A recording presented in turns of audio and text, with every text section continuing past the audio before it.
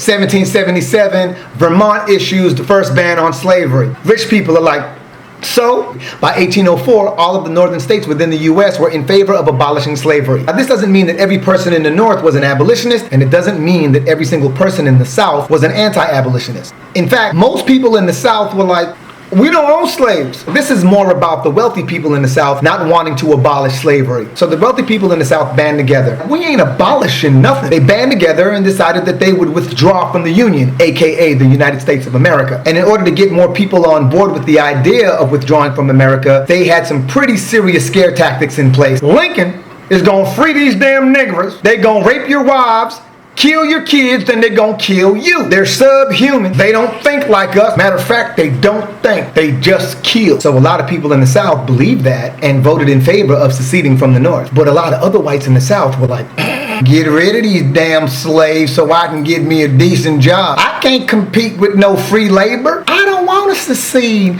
I like being part of the United States of America. You still feel that way? So the Southern USA regarded itself the Confederate and attempted to separate itself from the Union. Only thing gonna be free around here is moonshine, boy. Get the picking. And as the abolitionists of the North stood their ground, the country grew divided. With the South steadfast on keeping slavery legal, the slave population grew bigger and bigger because the Confederate, or the South, weren't budging. But in the same way that we have the Tea Party, which is a minority group of the Republican Party, back in those days we had Copperhead Democrats. They were a minority group of Democrats who wanted to end the Civil War. These fools were in favor of maintaining slavery, and they believed they could use slavery to save the Union. They were initially called Copperheads because of their snake-like tendencies, but with some savvy marketing, the Copperhead label became a symbol of liberty. This is why I stress branding is so important. No, seriously. So Lincoln fired some warning shots around 1862. He let the country know. He's like, if you do not side with the Union and free the slaves, I'm going to issue an executive order. Right now, Jimmy, right now. I'm going to count to 100. You do it right now. But the southern states were unified, and not one of them conceded. So in 1863, an executive order was issued by President Lincoln to free the slaves. The Emancipation Proclamation went into effect in every single state except for one. Guess who? Texas.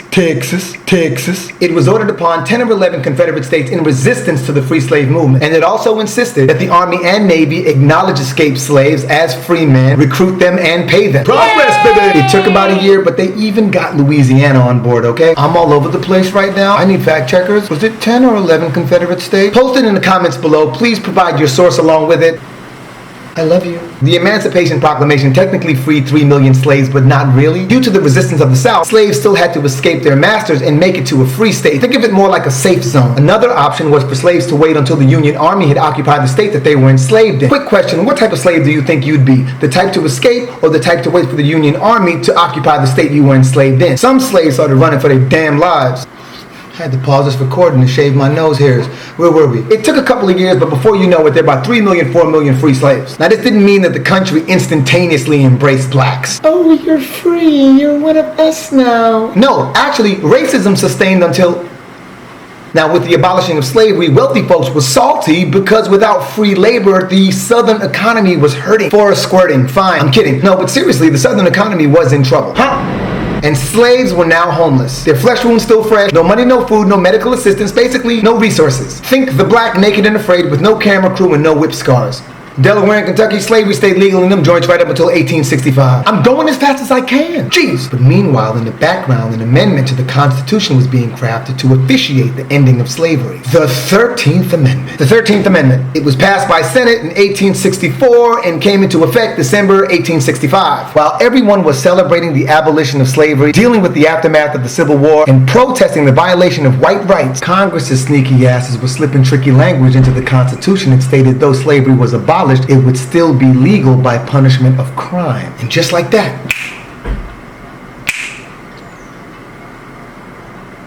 the prison population went from 95% white males to 95% black males. How we let them do this? Just to be clear, while common folk were fighting against one another over the abolition of slavery or celebrating the abolition of slavery, political officials and wealthy slave owners were crafting a loophole. Like I said, some things never change. Anyway, just like that,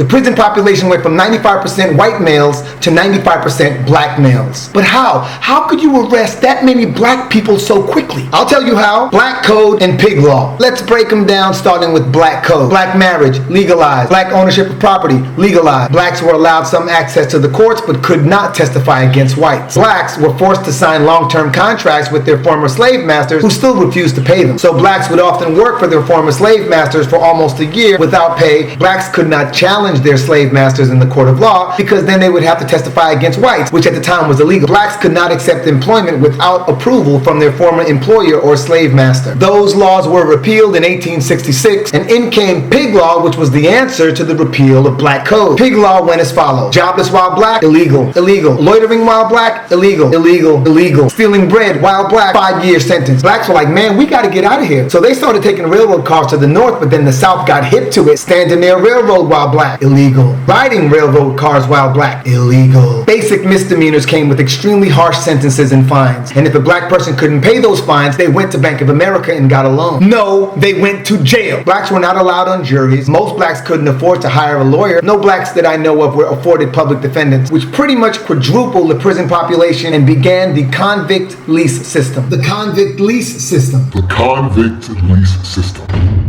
Starving homeless blacks, aka free slaves, were arrested and given harsh sentences, most of the time for menial crime, then leased off by the county sheriffs and judges to coal mining companies, contractors of bridge and railroad repair, farmers, and quite often their former slave masters. And unfortunately, many freed blacks were arrested and died in captivity anyway. The death toll of legal slaves then jumped up to about 40 or 50% because it wasn't in the best interest of those who leased slaves to take care of them when they could just get a new one, like an iPhone or a toupee. So pig law and the 13th Amendment pretty much reversed everything the abolitionists had accomplished. And that drama sustained well into the Jim Crow era. If you've never heard of the Jim Crow laws, my fact checkers will provide that information in the comments below with their sources, right? Thank you, fact checkers. Fact checkers, I got you. Sending some of y'all t-shirts. I love you. So blacks were like, forget this. And by the early 1900s, blacks had united in the northern part of Tulsa, Oklahoma, successfully establishing their own version of Wall Street. We're talking 30 plus grocery stores, 20 plus restaurants, 20 plus churches. No, not churches, chicken idiot. Movie theaters, schools, libraries, a bank. You know how hard it is to get your own bank? 2 prominent black hospitals, a post office, their own public transportation system. 6 of the black people in that community owned their own planes. And this was all black owned. $1 circulated in this community for up to a year before leaving the community. This black community in the northern region of Tulsa, Oklahoma was booming. Well, right up until the Ku Klux Klan caught up to it in 1921. We're talking air raids leaving 3,000 African Americans in the community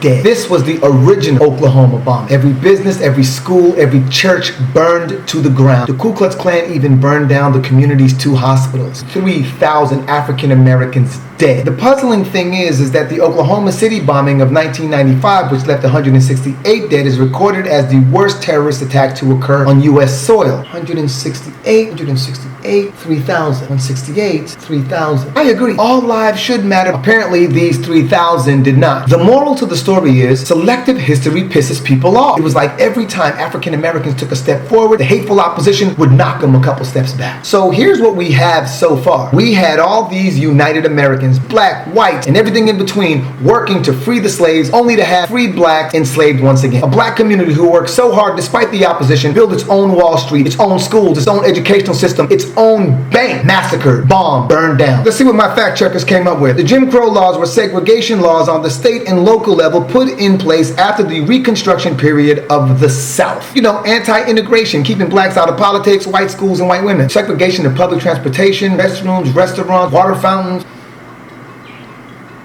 This is video? Why are you so stupid? So blacks started fighting to get into the white schools because without education and opportunity, life is pretty bleak. But them Jim Crow laws were like, hell no. Hell no. The Jim Crow laws continued until they were overruled by the Civil Rights Act of 1964 and the Voting Rights Act of 1965. Damn, I was conceived just 2 years later. Yup, I grew up to Ivan Putski, Andre the Giant, and Jake the Snake Roberts. Y'all want to see some ugly hands? The 70s was so deep. 1971, that's right around the time Nixon declared the war on drugs.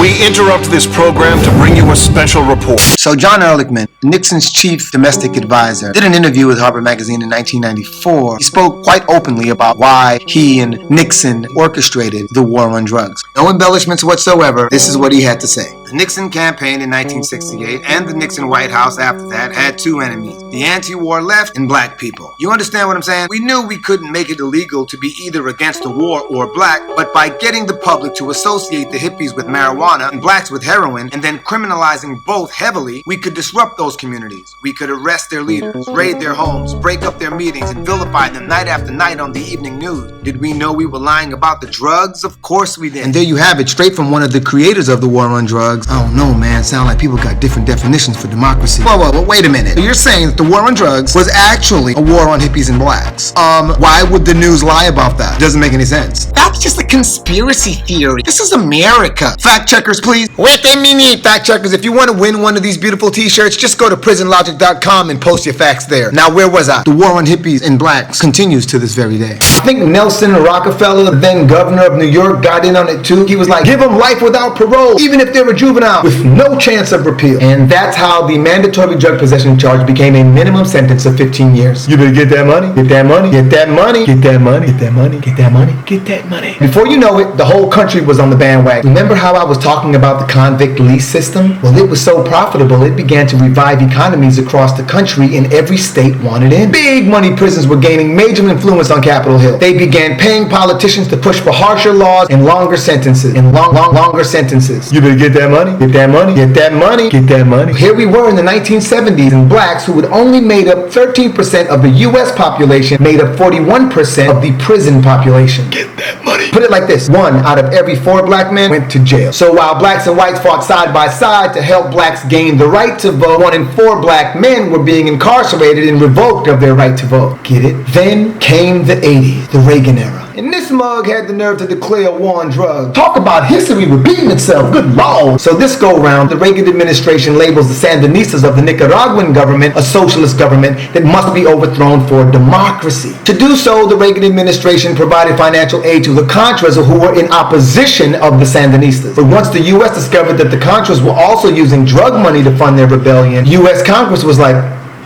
and they cut off all funds to the Contras. Then Lieutenant Colonel Oliver North, or whatever his rank is, comes up with what he labels a neat idea. He was like, we don't need Congress. We can sell guns to Iran. Take that money and give it to the Contras. Congress ain't gotta know nothing. That's not gonna be enough. So we got his boy, Oscar Danilo Blandon from Nicaragua. Oscar had drugs wholesale and a connect in California named Freeway Rick Ross. Lieutenant Colonel Oliver North proceeds with this plan. We gonna act like we don't know. Let my boy Oscar bring his drugs into the USA. His connect, Freeway Rick Ross, is gonna push the drug to the most vulnerable black communities in California. Then spread to St. Louis, New Orleans, Texas, Kansas City, Oklahoma, North Carolina, South Carolina, Indiana, Cincinnati, Baltimore, and Ohio. Oh, I forgot Seattle. He'll take some of that drug money and use that to fund the Contras too. Boom! And we're back in business with Nicaragua. Democracy. I don't know. Fact checkers. Anyway, Oliver North eventually got busted. He served 3 years in prison. His connect and drug lord Oscar Danilo Blandon served 2 years and worked with the DEA to help bring down Freeway Rick Ross, who ended up serving 25 years because that's the black penalty for selling drugs in the United States of America. Was it 25 years? Fact checkers, I need your help, because I do believe that Freeway Rick Ross's sentence was 5 times longer than Oliver North and Oscar Danilo Blandon's sentences combined. I'm not glorifying Freeway Rick Ross for being so eager to sell out his own community, but I do think it's interesting that Oliver North, who orchestrated the whole thing, was able to sit in front of the Supreme Court and say, I thought it was a neat idea, and only served 3 years. How we let them do this? Guess who else served time? All the black drug addicts, mamas with crack baby, drug affiliates, etc. And that pretty much devastated much of what was left of the black community. It's so insightful how government has the ability to declare a war on drugs just before the drugs are pumped into the community. Black is beautiful, but black is also highly abused and highly incarcerated, has been since 1865. For instance, the convict lease system. The convict lease system has been so successful and so profitable that even private prisons are making a killing in the prison industrial complex. Did you know that the private prison industry lobbied for harsher and longer sentences and for the right to detain immigrants who were supposed to be deported? They spent $45 million bribing folks on Capitol Hill. $45 million bribing folks on Capitol Hill and in the mainstream media. Do you know what the private prison industry grosses per year? $5.1 billion. I could buy like 10 fishing kayaks with that. The profitable convict lease system is part of the reason that this war on drugs theme is so popular. Still, today, 1 out of 4 black men will be incarcerated. Luckily, out of the 4 black men in my family, I was the brother who went to jail, thank God. Well, me and Tijuana Jackson, that's why I'm crazy. Speaking of history repeating itself, I can't forget Bill Clinton's war on drugs. He signed the 1994 crime bill, didn't he? And his wife coined the term super predator, which basically means these damn niggers, super predator. They gon' rape your wives, super predator. Kill your kids, then they gon' kill you, super predator. They're subhuman, super predator. They don't think like us, super predator. Matter of fact, they don't think, which really helped beef up the prison population and the convict lease system. You know what? History ain't nothing but a one-trick pony. With all the opposition I've just mentioned, we have still managed to produce some of the world's top artists, some of the world's top entrepreneurs, some of the world's top athletes, a black president. How did I forget Kanye? Some of the world's top fashionistas. Y'all know what we need, right? Modern day abolitionists. Look at it like this. The more you buy into the concept that putting non-violent people in jail for extreme amounts of time is a good idea, the more jobs you lose to the convict lease system. Sound familiar? Is history predictable or what? Look, it's really simple. While you're pointing your finger at immigrants, the very same politicians we allow to divide us are the ones who promote the campaign that help to beef up the convict leasing system and the prison industrial complex. Is it clicking a little bit? And the larger those industries grow, the smaller the job market becomes. I don't know about you, but I need my family protected from that dude who went to jail for smoking weed over a ping pong injury. I gotta drink some water on that. Really though, it's the same trick over and over. Kick them out, arrest them, and make us feel safe. Here's another way to look at it, and I'm not being sarcastic. Actually, I am being sarcastic. The safer politicians claim they will make you feel, the less livelihood you have, the less job opportunities you have, the less of a future your children have. But hey, keep them pot smokers off the streets. History repeating itself. History is starting to look like a Ferris wheel. You should be assembling military uniforms. You should be building furniture for high-rise office buildings. You should be farming tilapia. You should be assembling headphones for the leading manufacturers. You should be molding dentures for dentists across the country. You should be upholstering chairs for furniture manufacturers. You should be transcribing textbooks into Braille. You should be producing frozen food for the leading fast food chain. You should be answering the phones at these call centers. You should be providing telecommunication services to America's leading cellular companies. You should be sewing lingerie for America's most adored lingerie outlet. You should be sewing those made in the USA tags onto garments. You should be taking reservations for America's top airlines and not for 26 cents an hour either. Oh yeah, that's what non-violent criminals get paid in prison. Yeah, that's right, 16 to 26 cents when you should be doing those same jobs for $16 to $26. So you see how it works, right? The convict lease system, the private prison industry invests as much money as it does in media because it needs you to buy into the narrative that the unjust incarceration of blacks who are given sentences up to 5 times longer than white offenders for the exact same crime is justified. You get what I'm saying? And the more you buy into it, the more you lose your job to non-violent offenders. And remember, this has been going on since 1865. 1865. And yes, we got black on black crime, we got white on white crime, Asian on Asian crime, Latino on Latino crime. But think about this. If 1 out of every 4 men in your neighborhood, no, wait, let me do it over. So if 1 in 4, 25% of the male figure in your community were guaranteed to go to prison, and if it had been that way since 1865, and if that were the best ratio that had ever existed since 1865, do you think going to gladiator school and coming back into the neighborhood could make you more violent? Think about this. Some parents don't send their kids to certain schools because they're worried about their kids being bullied or being picked on, and these dynamics can make their kids depressed, and it can also make their kids incredibly violent. Don't you think that that environment could have an influence on the way in which people behave when they get out of jail? No? Doesn't cross your mind? Yes?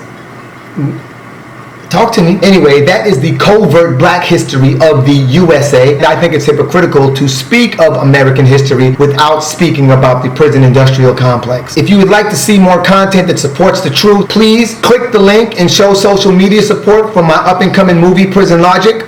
Click that link right there. That one. Click that one. No, click this one. I want you to love me. Do you love me? Because I love me like the one above me. Let's not let history repeat itself again and again. Because every time history repeats itself, it ends up putting you out of money.